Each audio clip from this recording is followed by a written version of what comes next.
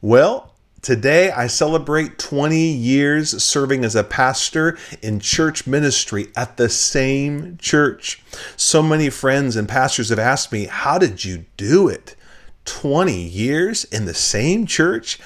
Well, I want to share with you some insights that I think has helped me navigate with health 20 years serving as a pastor.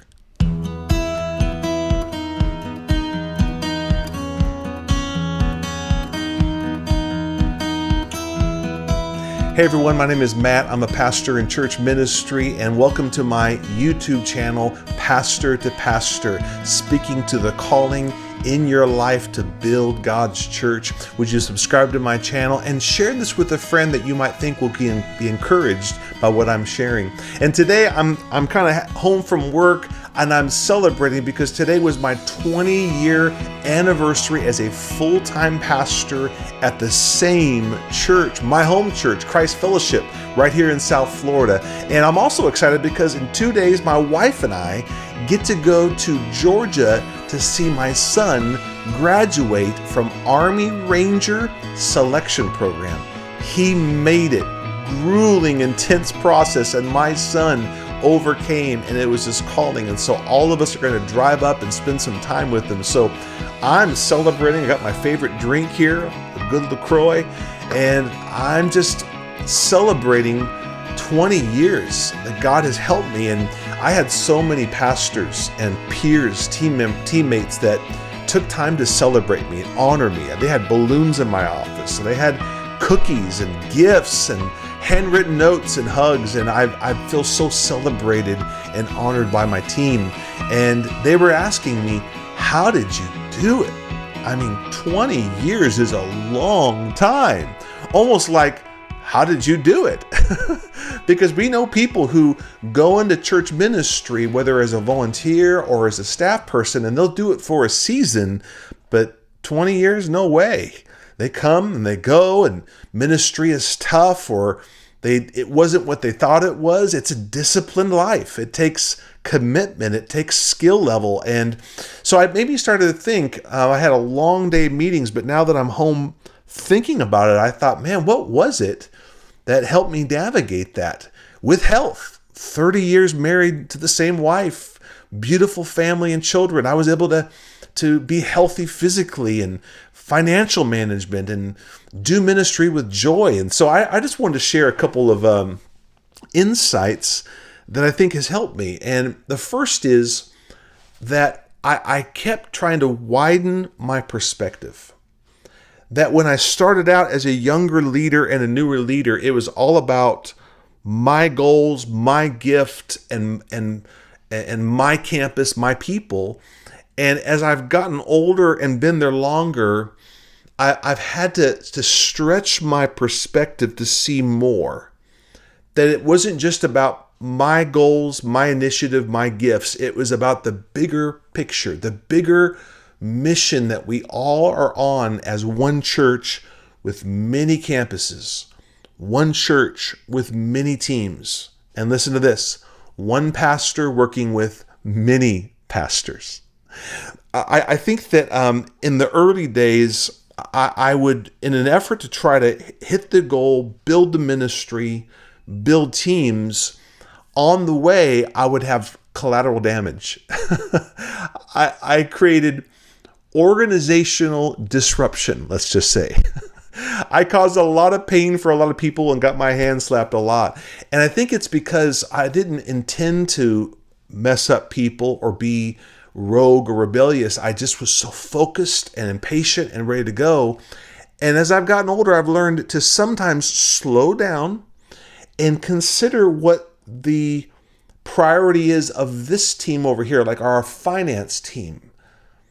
If they need a receipt or I need to use the right code, that used to be like, oh, I don't care. That's not going to help. Wait a second. If I consider them and help them win later on, they help me win. Or if our audio and video, our production team needs things to be turned on in the system or protected, or specific trainings to happen with volunteers. In the past, I said, let's just turn it on and use it. We need to do ministry.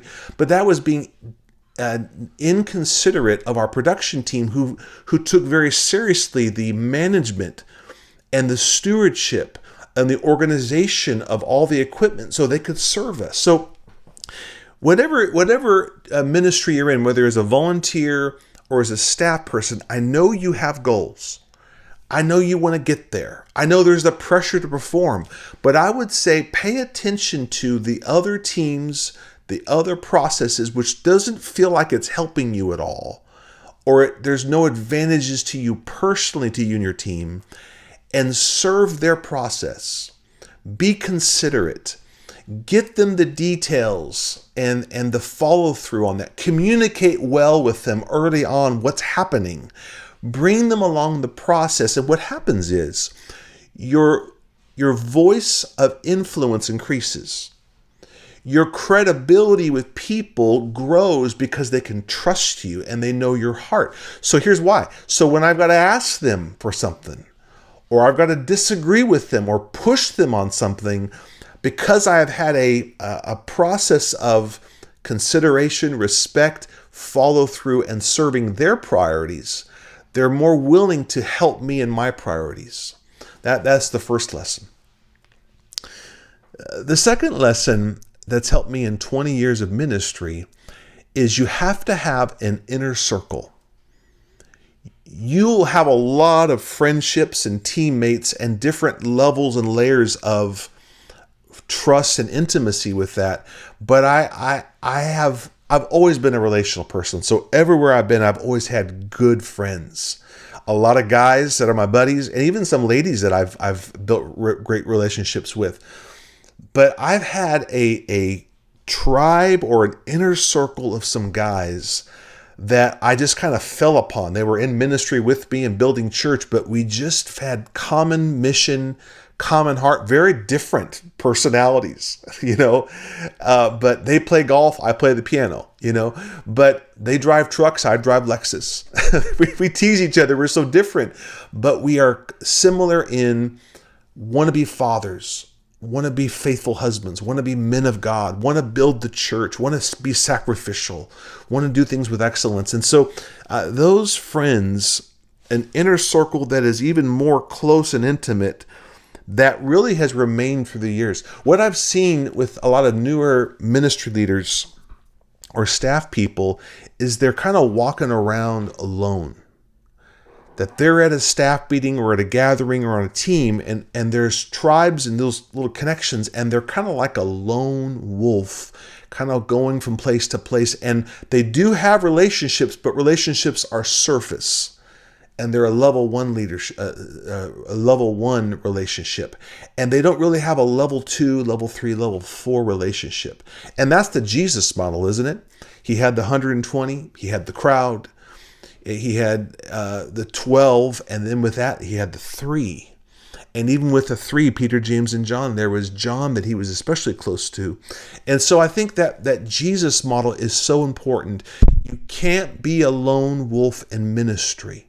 You can't just have functional, layered relationships that you're just closed off and people don't know you. You got to be very careful who you invite into your inner circle. And I've tried some people to give them more of myself and be a bit more authentic, to realize they're not trustworthy or they're not equally yoked, meaning they're not running at the speed or the capacity or the discipline I've chosen to. See, the men that I've chosen to give my life to in a very intimate, trusting way, they're running at the same level of commitment and holiness and discipline and excellence, a higher standard.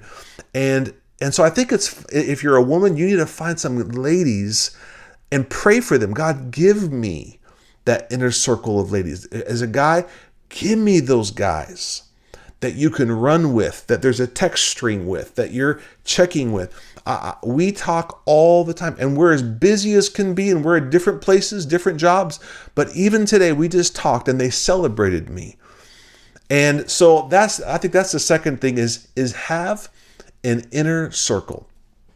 And then the third and last insight I have is lead yourself well.